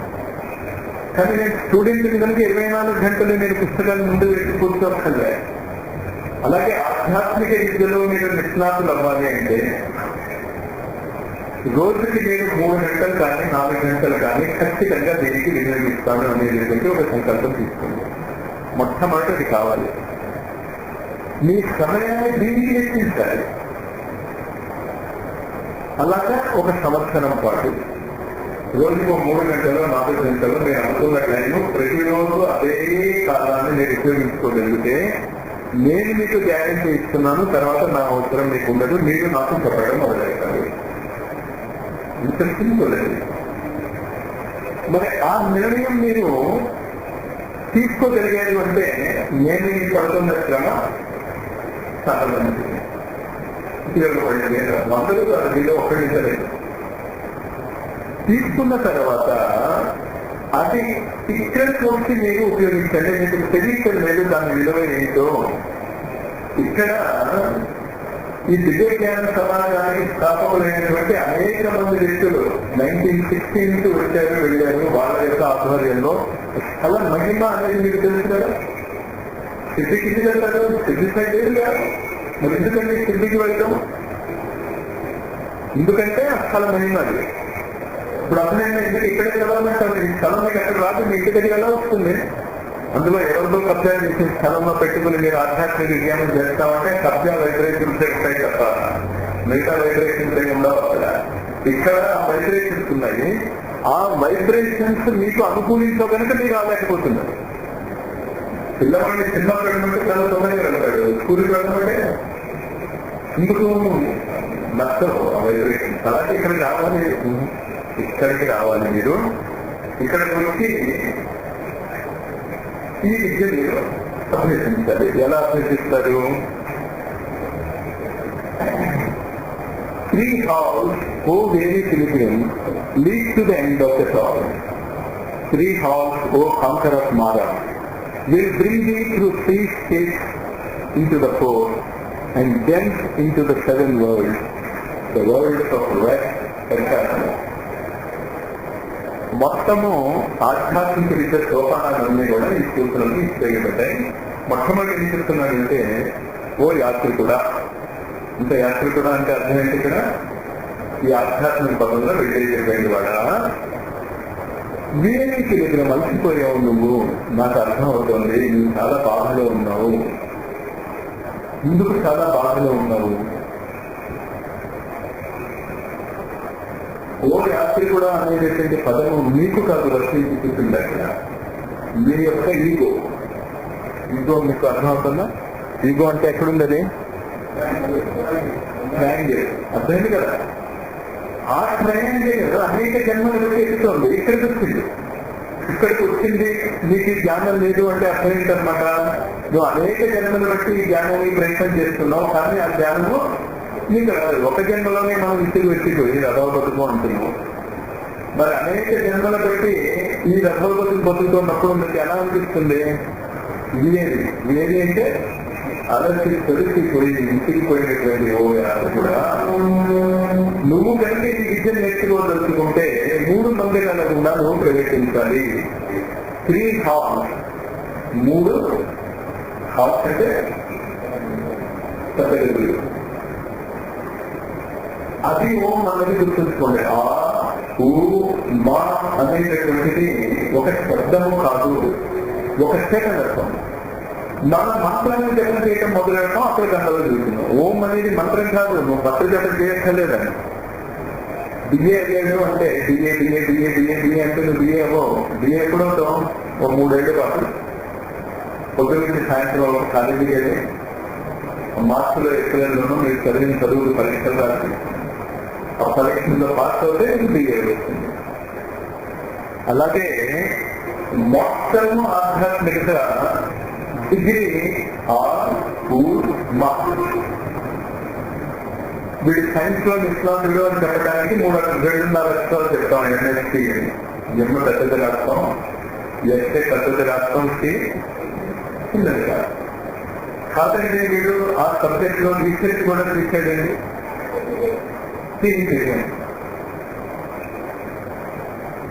కాదండి చదువుతున్నాడు గ్రాడ్యుయేట్ మాత్రమే బిఎస్సీ. అర్థమవుతుందా? బిఎస్సీ, ఎంఎస్సీ, పిహెచ్డీ అనేటువంటి అక్షరాలు మీ యొక్క మానసిక స్థితిని తెలుగుతాయి. అలాగే ఆ ఊ మా అనేటటువంటి మీ అక్షరాలు మీ మానసిక స్థితిని తెలుగుతాయి. మనకేటువంటి కదండి ఒక ఉపనిషత్తు ఉంది, అందులో ఈ 3 అక్షరాలు వివరణ ఇస్తాడు. ఆ అంటే చూడగలదు, నువ్వు అంటే కామమే చేయగలదు, మా అంటే మనమే చేయగలదు. అంటే ఆ మా అనేటటువంటి అక్షరాలు నువ్వు స్థూలగతులు ఎలా జీవిస్తాడు, కామనేశ్వరంగా ఎలా జీవిస్తాడు, ఆలోచనలు ఎలా జీవించాలో తెలుగుతాయి. కానీ నువ్వు ఏ స్టూడెంట్ నువ్వు ఏం చదువుకుంటున్నావు అంటే పిల్లవాడు ఏం చేస్తాడు? వాడు చదువుతున్న చదువు అంతా ఎక్కడికి పెట్టాడు, సింపుల్ గా నేను చెప్తాను చెప్తున్నాను. ఏంటంటే బిఏ చదువుతున్నాను అంటే, నేను బిఏ చదువుతున్నాను అనేసారు కదా, మీకు అర్థమైపోతున్నాడు ఏం చదువుతున్నాడు. ఇంకోటి నేను బిఎస్సీ చదువుతున్నాను అంటాడు. అలాగే ఈ ఆధ్యాత్మిక విద్యలో మీరు ఈ 3 అక్షరాల యొక్క చేతనత్వాన్ని నేర్చుకుంటారు.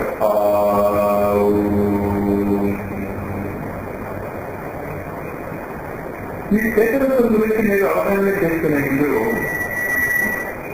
భారతీయ సైంటిస్టులకి విదేశీ సైంటిస్టులకి మధ్య ఉన్నటువంటి తేడా కాస్త జాగ్రత్తగా అర్థం చేసుకుంది. ఈనాడు సైన్స్ భౌతిక విజ్ఞానం ఏం చెప్తుంది అంటే ఎదుర్కొంది ఎలక్ట్రికల్ నేచర్. ప్రకృతిలో ఏది ఉన్నా కూడా అది పరమాణువుల ద్వారా నిలబడి పరమాణువులో పాజిటివ్ ఎలక్ట్రిసిటీ ఉంటుంది, నెగిటివ్ ఎలక్ట్రిసిటీ ఉంటుంది. అంటే ప్రకృతిలో ఉన్నటువంటి ప్రతి కణము కూడా విద్యున్మయ కణాలే, ఎలక్ట్రికల్ పార్టికల్స్. ఈ పాయింట్ ఈనాడు అందరికీ తెలుసు. సైన్స్ చదవని వాళ్ళకి కూడా ఈ భావం అర్థమైపోతుంది. ప్రకృతిలో ఉన్నది ప్రతిదీ కూడా వెళ్ళి విద్యుత్. అంతేత పదార్థ జగత్తులో విద్యుత్తును ఉపయోగించుకుని నువ్వు ఏదైనా చేయగలవు కాదు. కంప్యూటర్ దగ్గర నుంచి, సినిమాల దగ్గర నుంచి, పేపర్ కాపుల దగ్గర నుంచి, టెలిఫోన్స్ దగ్గర నుంచి, వెబ్సైట్స్ ఇవంతా కూడా దేని మీద ఆధారపడి ఉన్నాయి? ఎలక్ట్రిసిటీ మీద ఆధారపడి. భారతీయ వ్యక్తుల యొక్క రీసెర్చ్ ఏం చెప్పింది అంటే ఎలక్ట్రిసిటీ కంటే కూడా ఫండమెంటల్ అయినటువంటి ఒక తత్వం ఉంది, అది శబ్దము, శబ్ద బ్రహ్మము అని చెప్పింది. ఎలక్ట్రిసిటీ ఏం చేయగలుగుతుంది?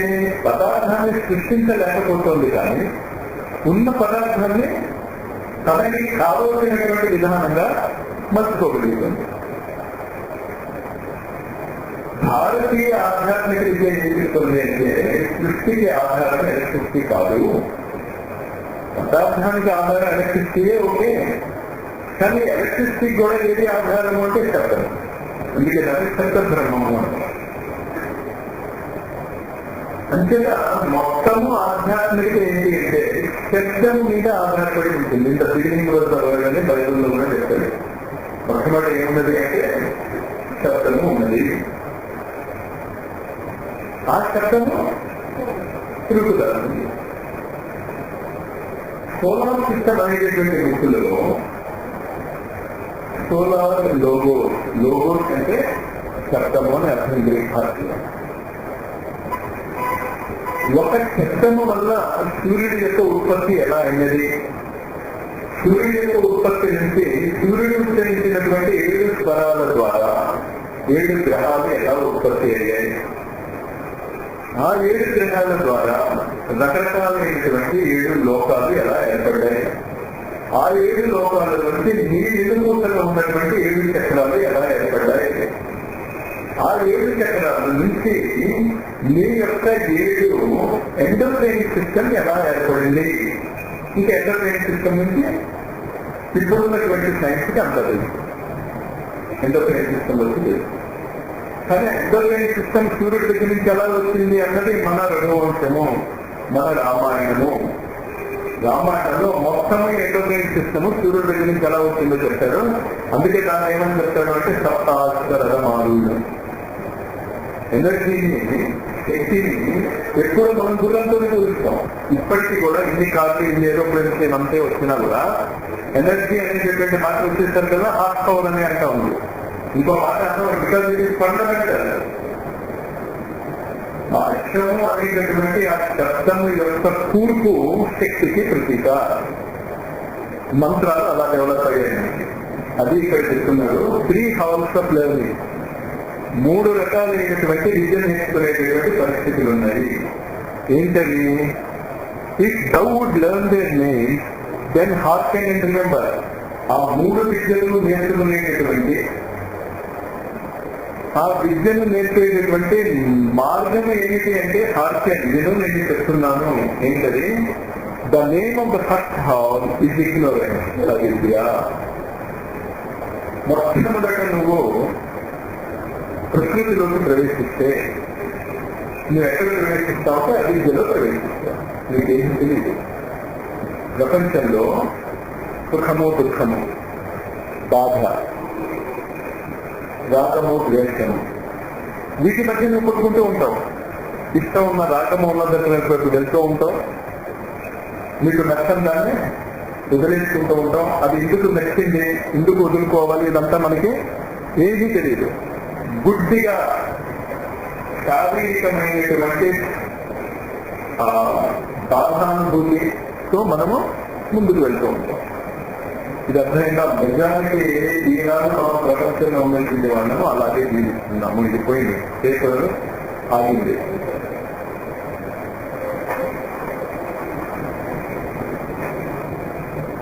హాల్ ఆఫ్ అవిద్య అంటే అర్థమైంది కదా. అవిద్య అంటే ఏంటి? ఎందుకు జరుగుతుందో తెలియదు, జరుగుతుందంటే జరిగితే ఆనందిస్తావు, జరగకపోతే బాధపడతావు. నెక్స్ట్ దీన్ని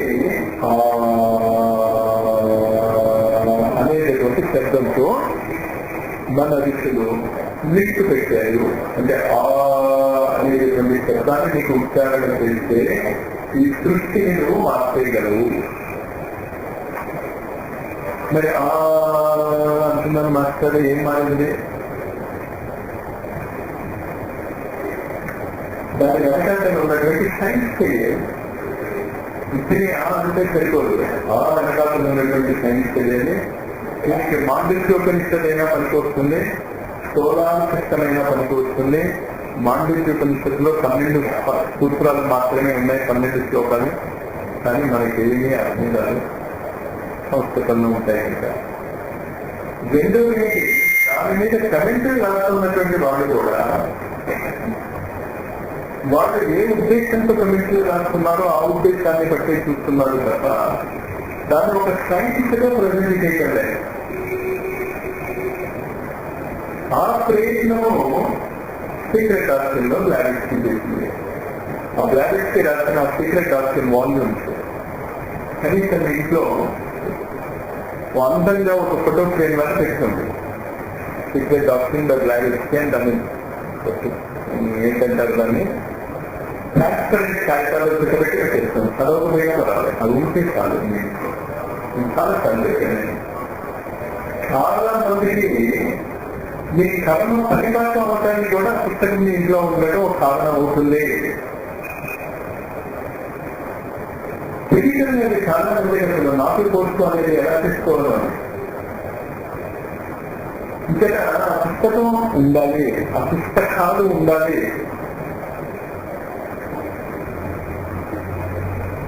ఇంకా మొట్టమొదటి హాల్ ఏంటి? అది అంటే ఈ స్థూల జగత్తులో మీరు జీవిస్తున్నప్పుడు మీకు వచ్చినటువంటి జ్ఞానాన్ని మీరు సమీకరించుకుంటూ ఉంటారు. ఇంకా ఈ స్థూల జగత్తులో మీకు వచ్చేటటువంటి ప్రతి అనుభూతి కూడా మీకు ఒక విద్య నేర్పుతూ ఉంటుంది. పూర్వజన్మ స్మృతులు గుర్తుకొచ్చినటువంటి వాళ్ళకి ఓ విచిత్రమైనటువంటి అనుభూతి వస్తుంది. ఎంత అనుభూతి అంటే, వీళ్ళు చాలా ముఖ్యమైనటువంటి సంఘటనల వల్ల వాళ్ళ జ్ఞానం రాదు, అతి చిన్న సంఘటన వల్ల వాళ్ళ జీవితాలు మారుతూ ఉంటాయి. చాలా చిన్న సంఘటన. చెట్టు కింద కూర్చొని ఉంటే పైకి అసలు పడుతుంది. అదేమైనా పెద్ద సంఘటన. చాలా సంఘటన ఏం చేస్తుంది? ఒక కొత్త శక్తిని ప్రపంచానికి పరిచయం చేస్తుంది. లవ్ వస్తే అంటే మన రమణమహర్షి ఎలాగో చేసి ఆయన అలాంటి వ్యక్తి. ఆయన ఒక చెట్టు కింద కూర్చున్నాడు, అలా పైన చూస్తున్నాడు. పండిపోయిన ఆకు చెట్టు నుంచి అలా వేరైతే అలా కిందపడింది. చిన్న సంఘటన. చిన్న చిన్న సంఘటన కనుక నువ్వు అలవాటుగా జాగ్రత్తగా గమనించుకోగలిగితే మీ జీవితాన్ని కొత్త దిశ ఇచ్చేటటువంటి సంఘటనలు చిన్న సంఘటనలే, పెద్ద సంఘటనలు కావు. నా జీవితంలో నా గురువుని నేను చిన్న సంఘటనలు తెచ్చి ఇప్పటికీ నాకు ఆశ్చర్యం చదివినప్పుడు గుర్తొస్తాను. రీసెర్చ్ లో మీకు సరే స్వీకరిస్తుంది ఈ రిపోర్ట్ అని కెమిస్ట్రీ డిపార్ట్మెంట్ కి వాళ్ళు రిపోర్ట్ పోయిన ఉన్నారు. వెళ్తున్నాను బస్సులో. వెళ్తూ ఉంటే నా ముందు నుంచున్న వ్యక్తి చేతిలోంచి ఒక మ్యాగజైన్ జారి కింద పడింది. మ్యాగజైన్ తీసి అక్కడికి ఇస్తూ మ్యాగజైన్ పేరు చూశాను, అఖండ జ్యోతి. ఆ సంఘటన ఎక్కడికి తీసుకెళ్ళింది అంటే మా గురుదేవుడు శ్రీనివాస శర్మ ఆచార్య దగ్గరికి తీసుకెళ్ళింది. ఇంతకీ ఏ సంఘటన చాలా ముఖ్యమో బొట్టును గట్టిగా పెట్టి ఇవాళ నీ గురువు యొక్క దర్శనం అవుతోంది, ఇవాళ విద్యార్థుల సంస్కారం చేసుకోబోతున్నాము అని ఆచరించుకుంటూ కూర్చుంటే ఇవ్వడం ముఖ్యమైందా? లేకపోతే ఆ బస్సులో వెళ్తూ ప్రమాదవశాత్తు నా ముందు ఉన్న వాడి చేతిలోని పుస్తకం కింద పడితే ఆ పుస్తకాన్ని తీసి నేను ఆయనకి ఇవ్వడం వల్ల నా గురువు నేను తెలుసుకోండి. ఇంతగా ఆ అక్షరాల అక్షరాలు వచ్చింది. అంటే అనేటటువంటిది లేకపోతే అసలు ఏ శబ్దాన్ని ఉచ్చారించలేదు, ఏ అక్షరాన్ని ఉచ్చారించలేదు. అలాగే నీ జీవితంలో జరిగేటటువంటి ప్రతి సంఘటనను కనుక నువ్వు గమనించుకోగలిగితే ఈ అవిజ్ఞానమైనటువంటి హాల్ నుంచి నువ్వు సంపూర్ణ జ్ఞానవంతుడుగా మారవచ్చు.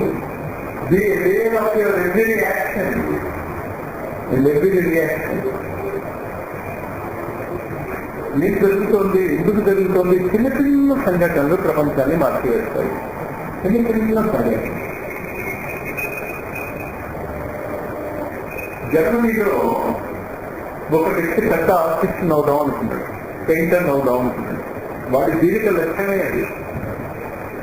ఎంత కష్టపడ్డాడో పెయింటర్ గా అవడానికి. అది లోవర్ మిడిల్ క్లాస్ ఫ్యామిలీ ఇంకా అతనికి తన స్కూల్ ఫీజు ఇవ్వడానికి దానికి అంటే స్కూల్ అంటే ఇక్కడ పెయింటింగ్ స్కూల్ గురించి మాట్లాడుతున్నారు. పెయింటింగ్ స్కూల్ కి దానికి ఫీజు ఇవ్వడానికి డబ్బులు లేకపోతే అతను ఏం చేసేవాడు అంటే రెయిన్లో ఏదో ఉంది నది, అక్కడ నా గుర్తు రాకుండా ఆ నది ఒడ్డున ఒక ఆర్ట్ గ్యాలరీ ఉంటే ఆ ఆర్ట్ గ్యాలరీలోని ఫోటోలు కాపీ చేసి, ఇప్పుడు ఫోటోగ్రఫీ అది ఏం లేదు, ఫోటోలు కాపీ చేసి అమ్ముకున్నాడు. అమ్ముకున్న డబ్బుతో స్కూల్ ఆఫ్ పెయింటింగ్ ఒక రోజు ఏమైంది, ఒక లెక్చర్ విన్నాడు. ఒక హిస్టరీ ప్రొఫెసర్ ఇస్తున్నటువంటి లెక్చర్ విన్నాడు. ఆ లెక్చర్ లో ఆర్యన్ అనేటటువంటి మాట విన్నాడు. ఈ మొత్తం చరిత్ర ఆర్యుల వల్ల మారుతుంది, మిగతా వాళ్ళ వల్ల మారదు. చిన్న లెక్చర్ విన్నాడంటే చెప్తున్నాను హిట్లర్. ఆ లెక్చర్ వింటాం వల్ల ఈ వడ్డు వస్తుంది. ఆ లెక్చర్నే ఆయన వింటుండకపోతే ఏమో మరి ఏమలేదు. భావాత్మకం ఎక్కిస్తాను. మీరు పెద్ద పెద్ద సంఘటనల గురించి ఆలోచించకండి. Small small small small small. అప్పుడు ఈ స్థూల జగత్తులో ఉండేటటువంటి హాల్ ఆఫ్ ఇగ్నోరెన్స్ మీకు దేనిగా మారుతుంది? హాల్ ఆఫ్ లెర్నింగ్ గా మారుతుంది. అది రెండోది. అంటే ఇక్కడే ఉంటాడు వాడు, కానీ అది హాల్ ఆఫ్ ఇగ్నోరెన్స్ లో లేడు, అవిద్యలో లేడు. ఎక్కడికి వస్తాడు? ద హాల్ ఆఫ్ లెర్నింగ్, విద్య. ఆ దృష్టికోణంతో కనుక మీరు మీ జీవితాలను చూసుకుంటూ ఉంటే, బస్సు ఎక్కుతున్నప్పుడు, బస్సు దిగుతున్నప్పుడు జనక మహర్షికి, జనక మహారాజుకి రాకేష్ ఆయన గుర్రం ఎక్కుతూ సమాధిలో వెళ్ళిపోయాడు. అలా ఉండిపోయాడు. అంటే గుర్రం ఎక్కుతూ ఆయన సమాధిలోకి ఎలా వెళ్ళాడో నడకండి. పాయింట్ అక్కడ మీరు అర్థం చేసుకోవాల్సింది ఏంటంటే అంత జాగ్రత్తతో ఆయన జీవిస్తున్నాడు అని. ప్రతి చిన్న సంఘటన ఆయన గమనంలో ఉన్నాడు, అవేర్నెస్ లో ఉన్నాడు. దాన్నే సదా ద్రష్ట స్వరూపే అవస్థానం అని పతంజలి యోగ సూత్రాలలో చెప్తాడు. ప్రతిదానికి కనుక నువ్వు ద్రష్టగా జీవించగలిగితే, కానీ నువ్వు ద్రష్టగా జీవిస్తున్నావు చెప్పి చేసే పనులు కూడా మానేసుకోవాలి. ఉత్తరపడవాలి. అంతకంటే మామూలు అవిద్యలో జీవించడమే కనుక అనిపించేటట్టు చేసుకుంటాము. అంచేత హాల్ ఆఫ్ ఇగ్నోరెన్స్ కి హాల్ ఆఫ్ లెర్నింగ్ కి తేడా అనేది రెండు ఒకటే. అలా ఎందుకు జరుగుతోంది, నువ్వు ఎందుకు అలా ప్రవర్తిస్తున్నావు అదంతా తెలియకుండా గుడ్డిగా జీవించేస్తూ ఉంటే నువ్వు ఎక్కడున్నావు అంటే హాల్ ఆఫ్ ఇగ్నోరెన్స్ లో ఉన్నావు. ఎందుకు అలా జరుగుతోంది, దానివల్ల నువ్వు జ్ఞానాన్ని సముపాదించుకోగలిగితే ఆ హాలే అంటే ఆ పృథ్వీ గ్రహమే, ఆ ప్రపంచమే నీకు ఎలా మారిపోతుంది? హాల్ ఆఫ్ లెర్నింగ్ గా మారుతుంది. ప్రతిదీ కూడా మన జీవిత విధానంలో 16 సంస్కారాలు ఉన్నాయి భారతీయ సంస్కృతి. మనం ఆ సంస్కారాన్ని పూర్తిగా మర్చిపోయాం. సంస్కారము అంటే అర్థం ఏంటి? సంస్కరింపబడుట. సంస్కరింపబడుట అంటే ఏంటి? ప్రతి సంబంధ బాంధవ్యాలను, ఆ సంబంధ బాంధవ్యాలు ఎందుకు అలా ఉన్నాయని తెలుసుకుంటారు. అందుకే జ్వాలాకులు మహర్షి ఏం చెప్తాడు అంటే, రైట్ రిలేషన్షిప్, కరెక్ట్ సంబంధ బాంధవ్యాలు ఉంటే కాదు యోగమే అంటాడు. తులాభారాన్ని కథ వస్తూ ఉంటుంది. కథలు చదువుతూ ఉంటాం మనం. కథలు మనం ఎట్లా చేసుకోం. ఒకడు 12 ఏళ్ల పాటు కొలుసు కూడా వాడు 12 ఏళ్ల పాటు ఒక అడవిలో తపస్సు చేస్తూ ఉంటాడు. బయటకు వచ్చిందని 5-6 ఏళ్లలో అడుగుతున్న దీక్షకు వెళ్ళారు. చెప్పాడు, తపస్సు చేసుకుంటాడు. ఒకరోజు ఏమైంది? ఒక కాకి రెక్క ఇచ్చింది. రెక్క ఇస్తే ఇరిటేషన్ ఇలా బయట చూస్తాడు. బయట చూస్తే ఏమైంది? కాకి గుడి చేసింది. ఇంకా అబ్బో నేను చాలా గొప్ప అన్నది వాడు వెళ్ళాడు. వెళ్తే మొట్టమొదటి ఇంట్లో భిక్ష తీసుకోవడం అలవాటు. ఇంత రాగానే ఆవిడ పాపం ఇచ్చేసేది. ఆ రోజు అమ్మలో ఏదో ఫంక్షన్ ఉంటే ఇద్దరు పిలవగానే ఆవిడ వచ్చి వెళ్ళారు. మామూలు రోజు రేట్ చేసేవాడు. మరి ఈ రోజు ఏమైంది? కాకిని గుడికి చేసేది. అంటే లోపల కాక వీడింటి అనుకుంటూ ఉంటే లోపల నుంచి ఆవిడ చెప్తుంది, నేనే కాకిని కాదు, కాకి బస్ అయిపోవటానికి నాకు ఇప్పుడు తీరిక లేదు తెలుసుకోవడానికి కదా.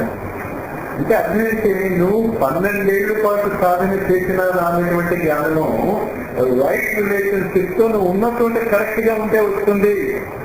అది మర్చిపోతాం. మనం ఈ కథలంతా వింటూ ఉంటాం కానీ అలవాటు చేసుకో. అభివృద్ధి చాలా జాగ్రత్తగా ఏది చేసినా కరెక్ట్ గా చేయాలి.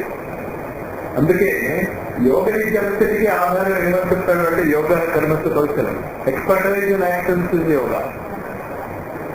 చాలా పద్ధతిగా, చాలా శ్రద్ధగా చేయాలి. ఏ పని ఏది చేసినా. నేను చాలా సార్లు చెప్తూ ఉంటాను. ఎన్నిసార్లు చెప్పినా కూడా చాలా మంది నాకు మంచి ఇస్తూ నాకు నీళ్ళ గ్లాస్ ఇస్తూ వాళ్ళు ఎటు చూస్తూ ఉంటారు. నీళ్ళ గ్లాస్ ఎవరికి ఇస్తున్నావు? వాడి వైపు నీకు ఇస్తూ ఉండాలి. చాలా సార్లు మీకు అనుభవం నీళ్ళ గ్లాస్ ఇస్తూ ఉంటాడు. వీడు గ్లాస్ వేసుకుంటూ అది గ్లాస్ వేసుకుంటూ గ్లాస్ కప్ప కింద పడుతుంది. అందుకని స్టెయిన్లెస్ స్టీల్ గ్లాసులు ఇవ్వడం మంచిది. గాజు గ్లాస్ ఇవ్వడం అనవసరంగా అర్థంగా.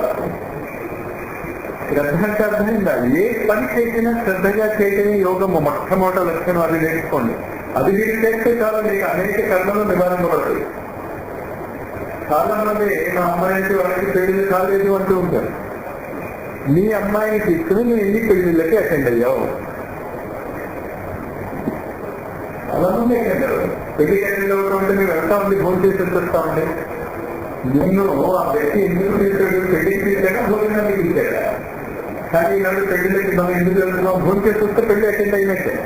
What non sense. అంటే ఎంత దిగజారిపోయిందో మన సంస్కృతి అర్థం చేస్తుంది. క్రిస్టియన్ వాళ్ళు అంగీకరిస్తున్నారు. భావార్థమైందా? ఒకడు మీరు పెళ్లికి పిలిచాడు. ఎందుకు పిలిచాడు? నువ్వంటే ఇష్టం కనుక, నువ్వంటే గౌరవం కనుక, నువ్వంటే ప్రేమ కనుక. నువ్వు వెళ్ళలేదు అనుకో. అర్థం అంటే నీ మీద అతనికి ఉన్నటువంటి ప్రేమను నువ్వు తిరస్కరించావు. Wrong relationship. వెళ్ళావు, సెక్స్ రిలేషన్. వెళ్ళాక ఏంటి? అక్కడ నేను చాలా సినిమాలు కాదు, చాలా పెళ్ళిళ్ళలో చూశాను. తింటూ ఉంటారు మనిషి, వాళ్ళు వెనకాల 2-3 రోజులు ఉంటారు. వాళ్ళు లేవగానే నిన్ను పెళ్లికి పిలిచింది మా అమ్మాయిలు అబ్బాయిలు పెళ్లి చేసుకుంటున్నాను, వాళ్ళకి మీ ఆశీర్వచనాలు కావాలి. మీకు ఆశ్చర్యించడం వస్తేగా. ఎందుకు ఆశ్చర్యించటం కాదు? రైతు లేదు. ఏదైనా ఒక వాక్కు ఫలించాలి అంటే సంబంధ బాంధవ్యాలు ఉండాలి. కాలేజీలో కూడా వినిపిస్తూ ఉంటారు. మా కాలేజీలో మీటింగ్ అది జరుగుతూ ఉంటే మా ప్రిన్సిపాల్ చెప్పేవాడు సైన్స్ స్టూడెంట్స్ దగ్గరికి మా ఫ్రెండ్స్ పెట్టారు. ఎందుకు? సైన్స్ స్టూడెంట్స్ మా మాట వింటారు, మిగతా మా మాట వింటారు. ఎందుకు మా మాట వింటారు? వాళ్ళు రిలేషన్షిప్ పాయింట్ రైట్ రిలేషన్షిప్ అంటే ఈనాడు ప్రపంచంలో అసలు రిలేషన్షిప్ లేదు, ఏడుస్తున్నారు అందరూ కూడా, అందరూ ఏడుస్తున్నారు. ఒకటి చిన్న హాస్పిటల్లో జాయిన్ అవ్వాలి అంటే స్నేహితులు కూడా లేదు. ఓ 3 రోజులు హాస్పిటల్లో ఉంటే మిమ్మల్ని ప్రేమగా తెలుసుకోలేదు. నువ్వు డబ్బు పడితే ఎవరు చేస్తాడు, ఆ దర్శలో అది రైతు రిలేషన్షిప్ కాదు. ఈ రైతు రిలేషన్షిప్ అనేటటువంటిది ద హాల్ ఆఫ్ లెర్నింగ్. అది మనం నేర్చుకోవాలి. ఆ సంబంధ బాంధవ్యాన్ని మనం నేర్చుకోవాలి.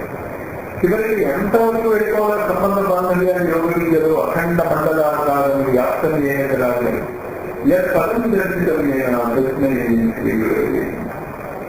గోరే నమ అనేటువంటి పదము ఒకప్పుడు శివుడికి మాత్రమే ఉపయోగించారు.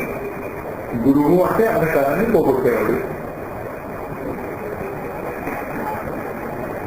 కాలక్రమంలో గురువు అంటే కేవలం మంత్రం చెప్పి గురువు అంధకారాన్ని పోగొట్టేవాడు సూర్యుడు. ఆ సూర్యుడు దగ్గర నుంచి రైతులు నేర్చుకోవాలి. ఎలాగా విరుద్ధ స్వభావాలుగా గ్రహాలు కూడా అతని చుట్టూ కరెక్ట్ గా తిరుగుతున్నాయో జ్యోతిర్విద్యలో ఆ రైట్ రిలేషన్షిప్ గురించి ఉన్నది. ఆ రైట్ రిలేషన్షిప్ ఎలా నేర్చుకుంటామో అనుకోండి, మీకే తెలుసు. సంస్కారాలు గురించి చూపిస్తున్నాను. ఆ రైట్ రిలేషన్షిప్ మీరు నేర్చుకున్న సంస్కారం. కానీ ఈనాడు సంస్కారాలు ఎలా ఉన్నాయో అసలు రైట్ రిలేషన్షిపే కాదు. అసలు ఆ సంస్కారం ఎందుకు చేసుకుంటున్నాం ఉండదు. చాలా మంది ఎందుకు ఆ సంస్కారం చేసుకుంటున్నాం. పెళ్లి కనుక ప్రాముఖ్యత ఎందుకు ఇస్తున్నాము అంటే ప్రపంచాన్ని శాసించేటువంటి కుండలిని శక్తికి జాగ్రత్తకి కావలసినటువంటి పరిస్థితులు అక్కడ ఏర్పడతాయి. పెళ్లిలో కుండలి శక్తిని ఎవరు మాట్లాడుతున్నాడండి? ఇందాక చెప్పాను భోజనాలు